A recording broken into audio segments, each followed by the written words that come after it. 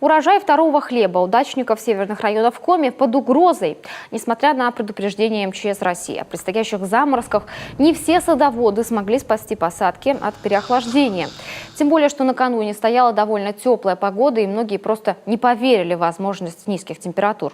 Наиболее сильный ущерб отмечается в Ужимском районе. Там температура ночью опускалась до -4. Пострадали 90% картофельных посадок, повреждена ботва. Агрометеорологи прогнозируют возможное снижение уровня урожая на треть. А в Воркуте синоптики зафиксировали новый абсолютный минимум месяца – -5. Это новый рекорд последних 40 лет. Метеорологи отмечают, заморозки пришли в Коми на 2 недели раньше средних многолетних дат. И, что примечательно, вслед за похолоданием на север снова вернулись теплые солнечные деньки. Вот такое чудо природы. Сегодня +30, завтра -2. Как тут можно что-либо выращивать, я удивляюсь. Но мы стараемся, пыхтеем. Вот весь мой урожай.